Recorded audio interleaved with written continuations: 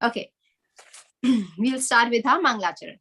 Om Agyantimirandasya Gyananjana Shalakaya Chakshurunmilitam Yena Tasmai Shri Gurve Namah Shri Chaitanya Manobhishtam Sthapitam Yena Bhutale Swayam Rupa Kadamahim Dadati Swapadantikam Vandeham Shri Guru Shri Yudapadakamalam Shri Gurun Vaishnavamscha Shri Rupam Sagrajatam Sahagana Raghunathanvitam Tam Sajivam Sadvaitam Savadutam Parijana Saitam Shri Krishna Chaitanya Devam Shri Radha Krishna Padan Sahagana Lalita Shri Vishakhanvitamscha He Krishna Karuna Sindhu Dina Bandhu Jagatpate Gopesha Gopika Kanta Radha Kanta Namasute Tapta Kanchana Gaurangi Radhe Vrindavaneshwari Vrishabhanusute Devi Pranamami Hari Priya Pancha Kalpatarubhyascha Kripa Sindhubhya Evacha Patita Nam Pavanebhyo Vaishnavebhyo Namo Nama Jai Shri Krishna Chaitanya Prabhu Nityananda Shri Advaita Gadadhar Shrivasadi Gaur Bhakta Vrinda Hare Krishna, Krishna Krishna, Hare Hare, Hare Rama, Rama Rama, Hare Hare. Mukam karoti vachalam, pangum langhyaite girim, yat kripatamaham vande, Shri Guru Dinataranam, Paramananda Madhavam, Shri Chaitanya Ishwaram. Hari Om Tat Sat. All right. So, we continuing our pastimes of Lord Krishna in Dwarka. So, you remember the verse we started was Janma Karma Chame Divyam. So, from that verse we did the Janma part and we are doing the karma we did in Vrindavan and Mathura. Now we are doing in Dwarka. Okay, so where were we? Can anybody remember? Does anybody remember? Can anybody tell me where were we? What did we do last time? Mataji, I remember a bit, like I kind of forgot, but like we did the pastimes of Krishna and Dwarka, like we did half of them. Like we did till I forgot the gem, but we did like a gem when Krishna like took it from Jambavan, and then he got like married to Jambavati. So we did till that pastime. Very good. Yes, that's where we were. So we did now we are going to do the other queens. So we did Rukmini Devi, marriage of Lord Shri Krishna with Rukmini Devi, with Jambavati and with Satyabhama. Okay. Now moving on to other pastimes. Okay. So as we know in the story of in the pastime with the marriage of Lord Krishna with Jambavati, after Jambavan offered his daughter and the jewel to Shri Krishna, Lord returned with the jewel and he gave it back to Satyajit. Okay. Now Satyajit was very, very ashamed at his behavior because he was doubting the Lord, that Lord had taken the jewel, and just to prove that he was not wrong, because he was, he had that ill name. He didn't like that rumor, the Lord. So he wanted to clear up that name. And that's why he went to this level, to this extent, to get the jewel back. And he returned it to Satyajit. And then Satyajit, obviously, again, he was feeling ashamed. So he offered the jewel back to the Lord along with his daughter, Satyabhama, in marriage to the Lord. The Lord accepted Satyabhama as his wife, but he said that let the jewel be taken care of in whatever, he had a temple built there and the jewel was taken care there. Okay. Now, what happened was Akrura, Shatadhanva, and Kritavarma. These three were friends, and Shatadhanva, because he wanted to marry Satyabhama, and Akrura. So all these three basically wanted to get the jewel from Satyajit. So they were a part of a conspiracy where Shatadhanva actually killed Satyajit. Now the question may arise why these three were against Satyajit, and why, and Lord Krishna for that matter, and why did they play the role in this conspiracy. So one among those three was Shatadhanva. Shatadhanva there were many people who wanted to marry Satyabhama because she was extremely beautiful. But Satyajit ended up handing her hand in marriage to Lord Krishna.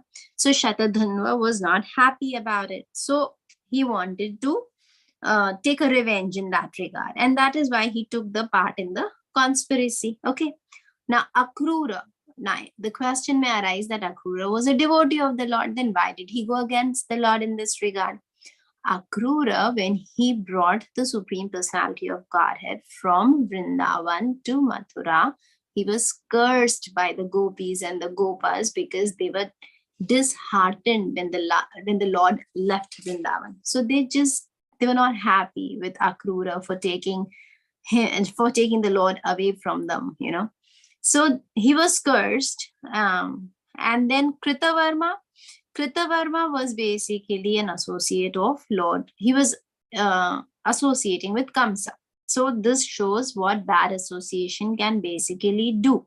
Kritavarma otherwise was not a bad person, because he was associating with Kamsa for so long, he was also contaminated by his sinful reactions.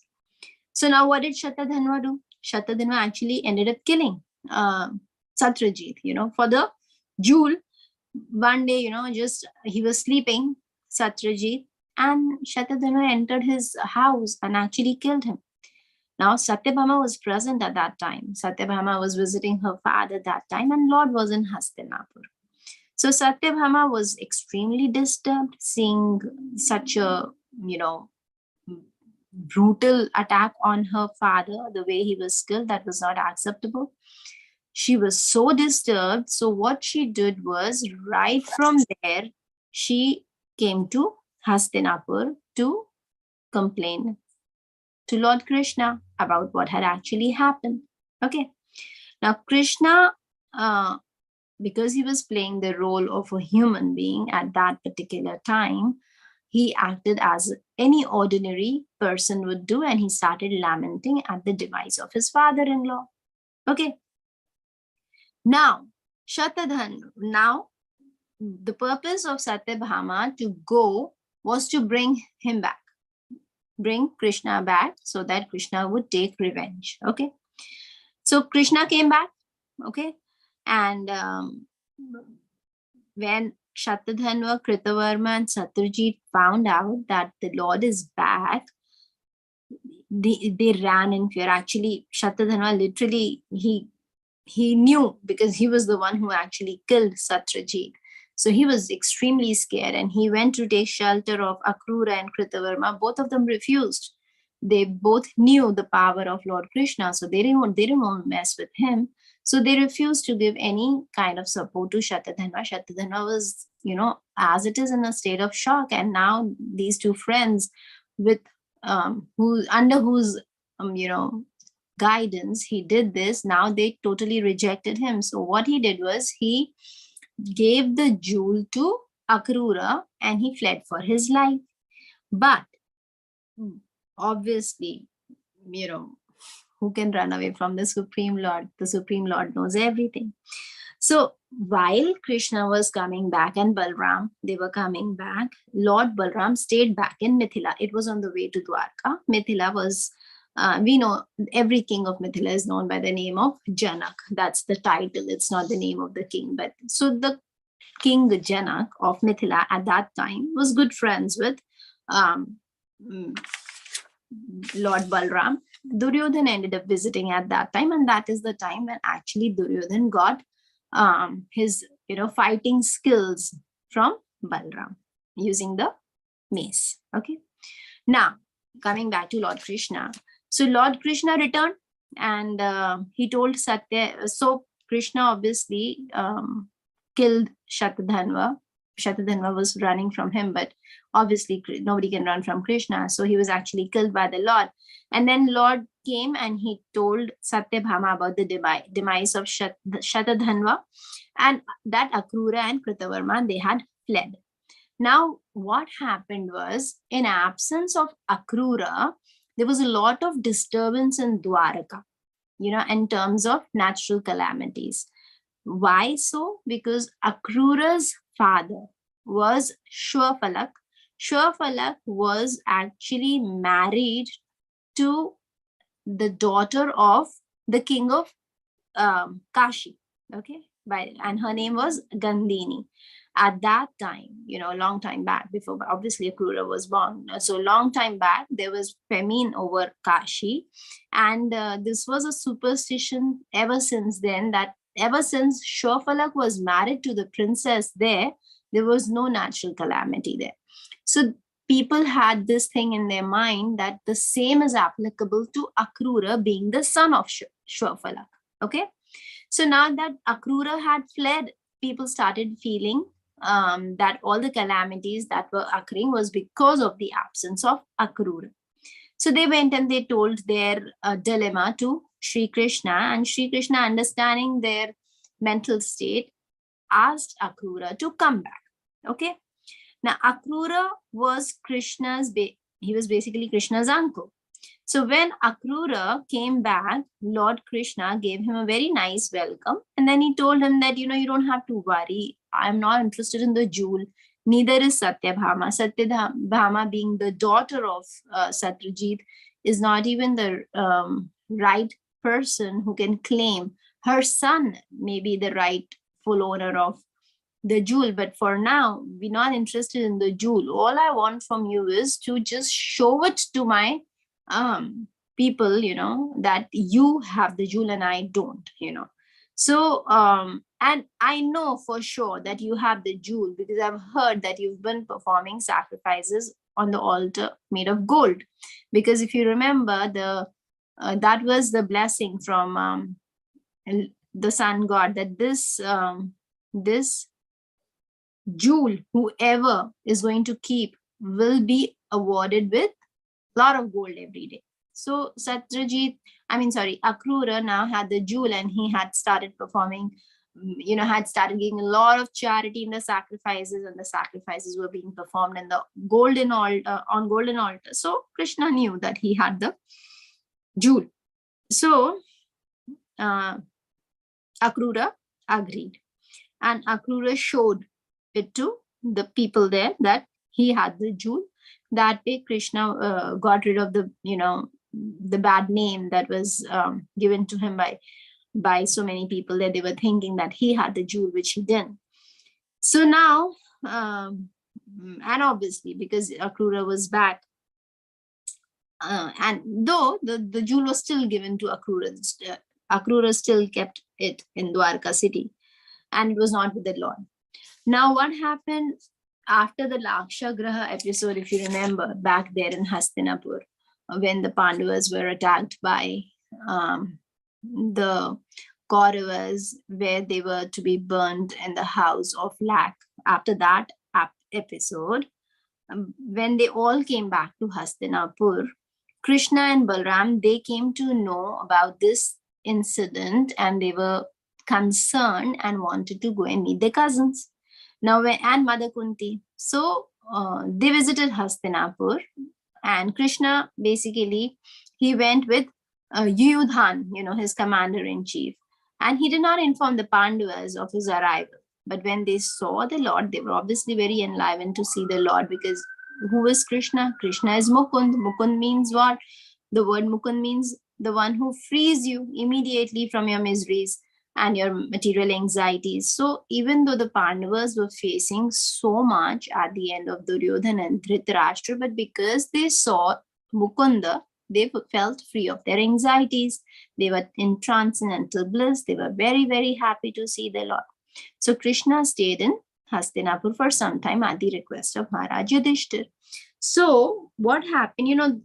These four, today is the last day of Chaturmas, right? So actually, this is the time when Krishna stayed for these 4 months of Chaturmas in Hastinapur. During his stay in Hastinapur, one day of those 4 months, one day accompanied by Arjuna, who was actually going to a forest to practice animal killing for the future war that was about to happen. Arjuna was going to the forest to practice animal killing, and the Lord joined him. Okay. Now, when the Lord joined Arjuna, they both, after a while, started feeling very thirsty and wanted to drink some water. When they were arriving the river close by in the forest, they saw a very beautiful girl, very, very pretty girl. And Krishna actually asked Arjuna, can you go and check on her, who she is and where does she belong, who does she belong to? So Arjuna went and he asked that beautiful girl that, oh chaste lady, please may I know who you are? So she said that I am the daughter of sun god. Okay. And I've been performing penances here. In the water, the Lord had, her father had made a house for her inside the water of Yamuna, and her name was Kalindi. So she said, I've been performing these austerities just because I want to have Lord Vishnu as my husband. So, and my name is Kalindi. And she knew who Arjuna was and how Arjuna knew Krishna. So she said, can you please go and convey this message to the Lord? Arjuna dutifully went and conveyed the message to Krishna. And Krishna very happily, immediately accepted that girl as his to-be wife. So there and she and brought her back basically from the forest. And then on returning to Dwaraka, he married her with great pomp and show. So it is Rukmani, Jambavati, Satyabhama, and now Kalindi. Okay. Now, again, so there were two kings of Avantipura, Vindhya and Anuvindhya. They both were brothers and they were under the control of Duryodhana. They had a sister by the name of Mitravinda. Okay. She was very qualified and very elegant, and she was also one of Krishna's aunt's daughter, just like Mother Kunti was Krishna's aunt. So just like that, another aunt, and she was one of the daughters. So Krishna, but she desired to have Krishna as her husband, and Krishna, he forcibly took her from her swamvar and married her. Okay, so this was fourth, Mitruvanda. So we did Rukmini, Jambavati, Satyabhama, Kalindi, and now Mitravinda. Now comes another, the sixth wife, so she was the daughter of King Kaushal by the name of Nagnajit. The king was Nagnajit, and his daughter was known as Nagnajiti, being the daughter of King Nagnajit, but her name was Satya. Okay. So she was also known as Nagnajiti because she was the daughter of Nagnajit. Now, her father wanted to give her hand in marriage to a very strong person who would defeat 7 strong bulls. And those bulls were maintained by the king himself. Okay. But no one was able to do so. So what happened one day when Krishna was visiting that palace, so the news reached Krishna that this is what the king is asking for, to get his daughter married to the suitable match. So he was visiting that area, and he went and met the king. The king very well received him, and the king knew that he was the supreme lord, and he requested the Lord. So he asked the Lord, what is it that I can do for you? So the Lord wanted to marry Satya, but the king, without fighting. But this king, Nagnajit, he very politely put this in front of the Lord, that of course, who can be a better match for my daughter than you, my supreme Lord? But can you please fight the 7 bulls? So that so Krishna understood that he didn't want to break his vow either. So Krishna divided himself into 7, and those 7 bulls, when came in front of Krishna, Krishna brought all 7 under his control by bridling their noses. So then obviously the king was very, very happy to see this, and he gave his daughter in marriage to Krishna with a lot of dowry and a lot of opulence and a lot of wealth, and Krishna went back to Dwarika. So like this, the 6th one was Satya. Just like Kunti Devi, there was another aunt of Lord by the name of Shrutakirti. She also had a daughter, and she used to live in Kekai province, and she had a daughter by the name of Bhadra. Bhadra also wanted to marry Krishna. And there was no fight here. It was mutual consent. And her brother also was more than willing to hand over her sister to Krishna unconditionally. So Krishna accepted her and as his bona fide wife. Then Krishna married a daughter of the king of Madras province, and her name was Lakshmana. Okay. So, and then Krishna actually, she was very, very beautiful and she had all good qualities. And Krishna kidnapped her also in presence of many other princes who had come for her swamvar. So, like this, all 8 are done. The principal 8 ones were Rukmini, Jambavati, Satyabhama, and then we did Kalandi, Mitravinda, Bhadra, Satya, and Lakshmana. Okay, these are the 8 principal ones. So, can everybody give me one name? Rayansh, give me one name of the principal 8 wives. Satya. Satya. Okay. Yes, Mehika, tell me. Bhadra. Bhadra. Yes, Shaisha. Are we doing the name of the wives? Wives. Yes. Rukmini? Rukmini. Yes. Meenakshi. Did we get Satya yet? Yes, we did. I don't really remember. Okay. Okay. You think about it. I'll come back to you. Then who? Nehal, would you like to tell me? It's like Maya something. Maya Bhadra. Bhadra, right. Okay. So can you guess, Meenakshi? Did you get it or no? Yes, I was close. I thought super. Okay. So I'll give you once again. Okay. So the first one was Rukmini Devi. Okay. Then Satyabhama, Jambavati. Okay. Second was actually Jambavati, then Satyabhama, then Kalindi. Okay. Mitravinda, Bhadra. Okay. Satya and Lakshmana.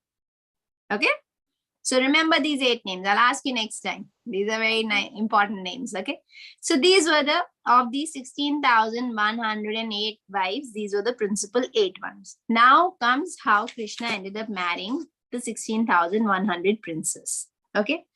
Now after this, what happened was, how did he get those 16,100 queens? Basically, they were held captive, in a palace of Bhaumasur. So he was an asura. So Krishna went and he released them and he married all these 16,100 princesses. Now, this demon, actually what happened was, this demon had become very powerful, and by force, he took the umbrella of Varun Dev, okay, and earrings of Aditi, who is who? The mother of demigods.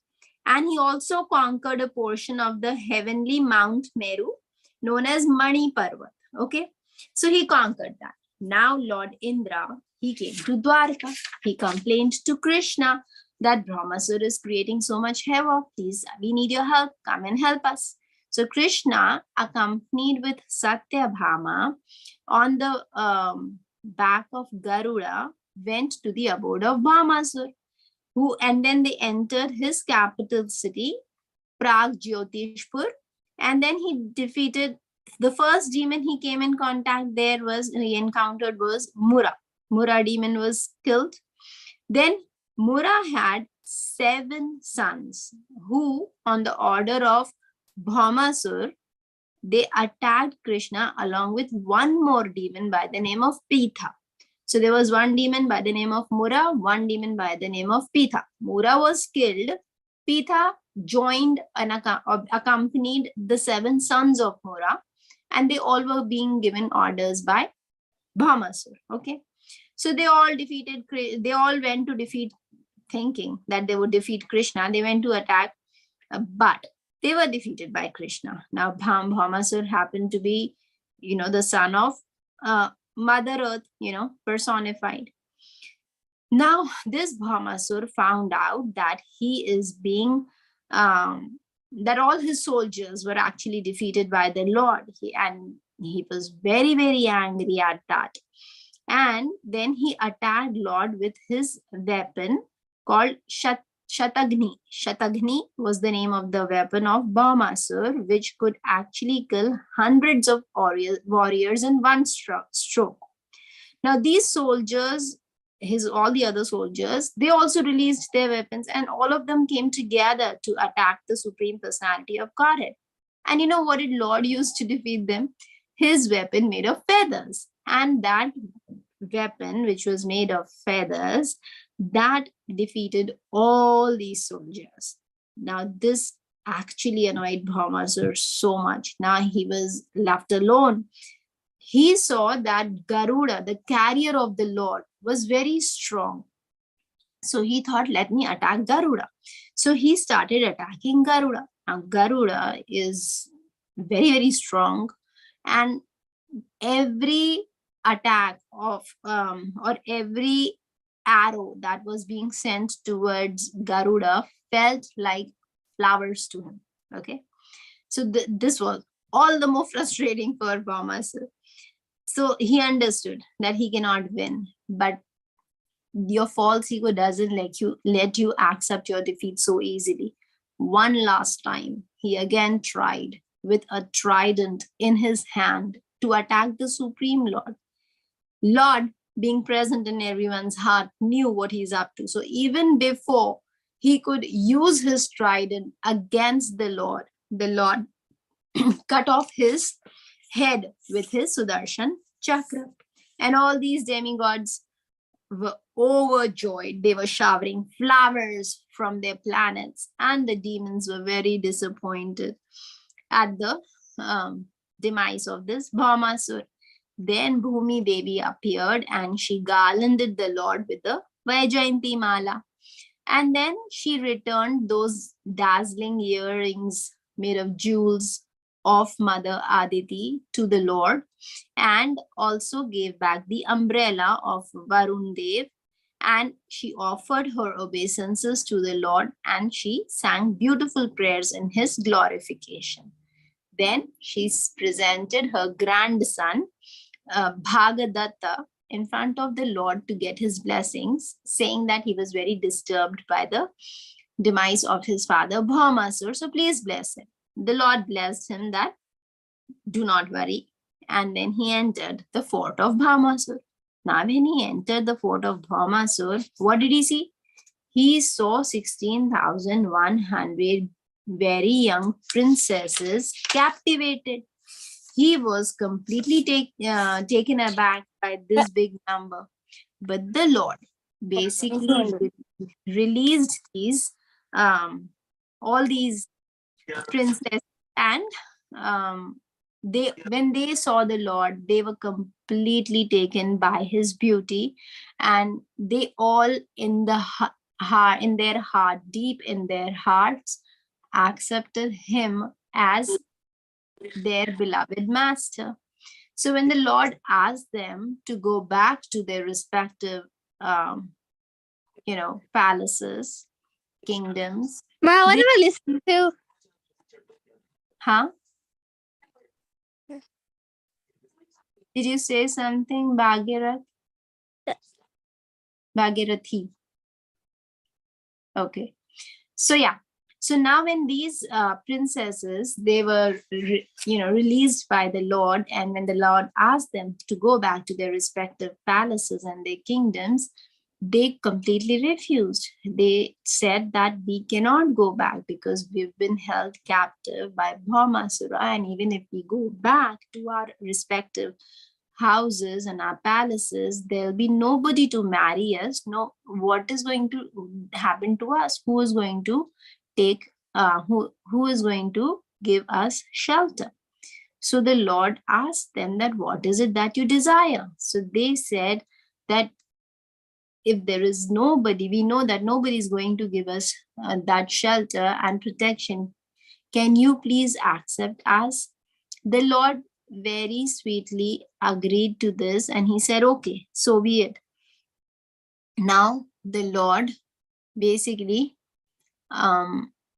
agreed to marry these 16,100 princesses, and he sent them back on decorated horses to Dwarka. In the meantime, he went to Amravati. Amravati is the capital city of the king of heaven, Lord Indra. He went there and he gave the earrings of Mother Aditi to Lord Indra. Lord Indra was very, very happy. He also returned the umbrella to Varun Dev. So the Lord, Indra felt very much obliged. He was paying obeisances. He was singing the glories of the Lord. He was very grateful and thankful to the Lord. So, and he gave very nice, warm welcome to the Lord, treated him very well. Now, on the way back, so on the way back, Satyabhama, Queen Satyabhama, so you remember that Satyabhama was all along with the Lord in killing of Bhaumasur.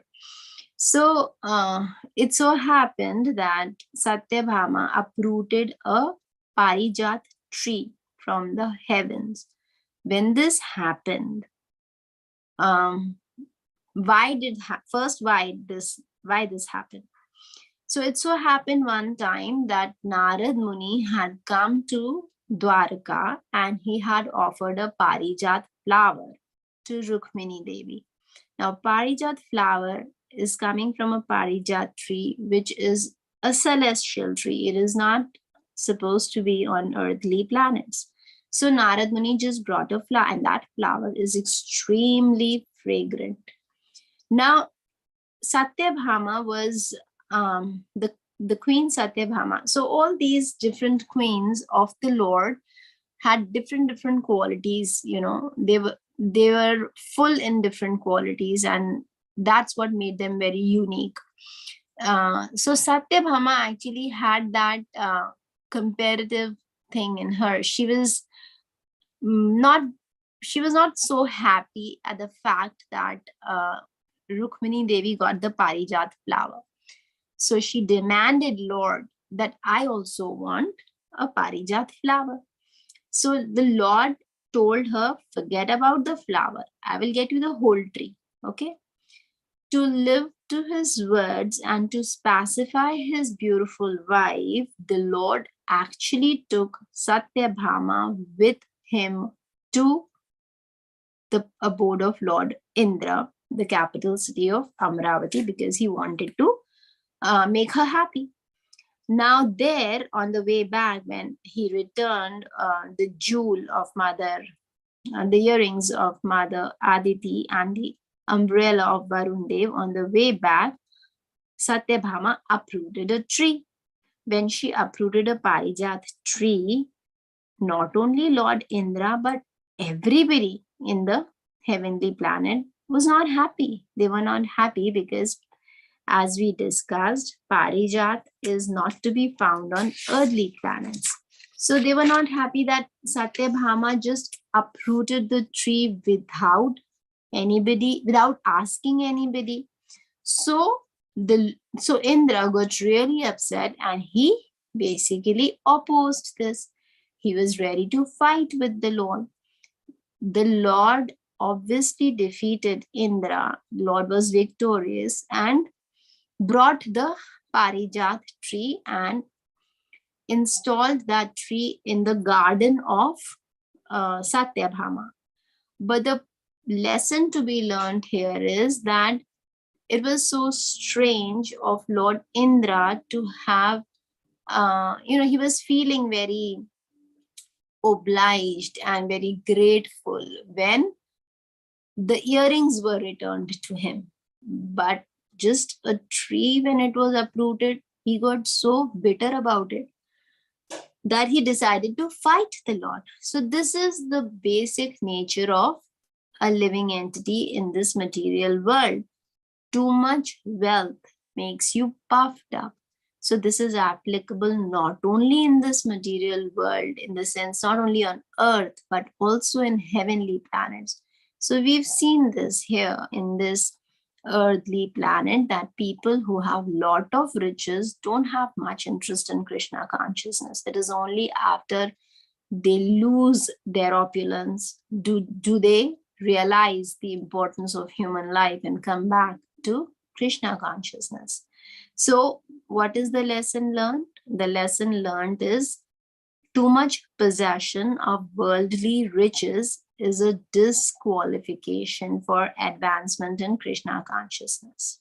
Okay.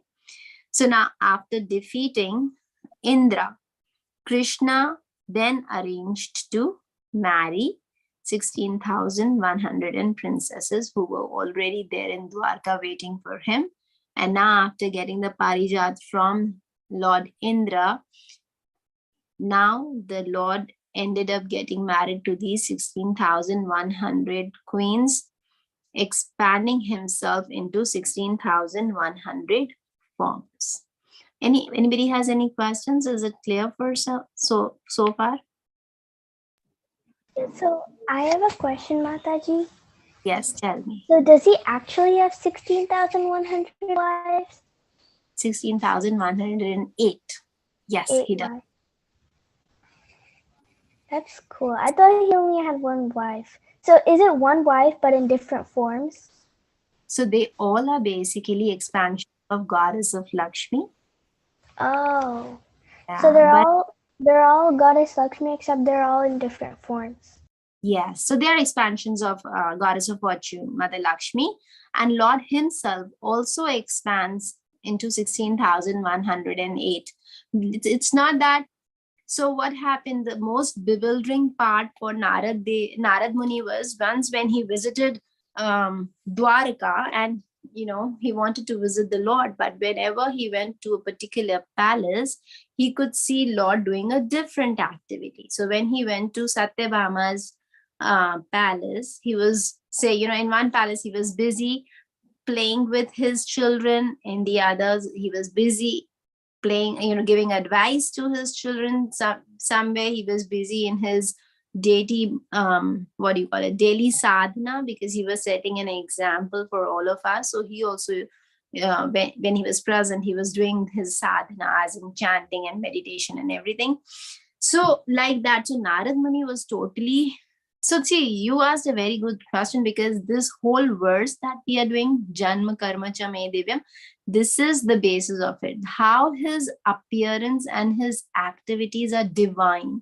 Not a normal human being cannot do that. A normal human being can barely maintain one wife and probably a couple of children.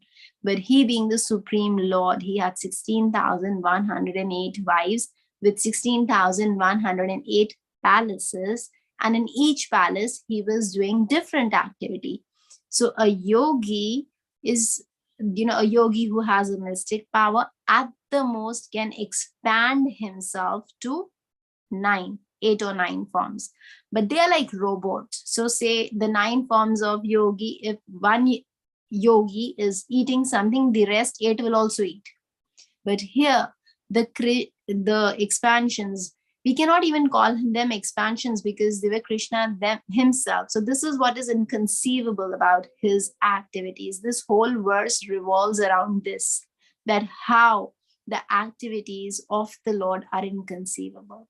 So just as you said that you always thought that he had one wife. So if you think about it, this is not an activity of an ordinary human being. So that is what makes him the supreme.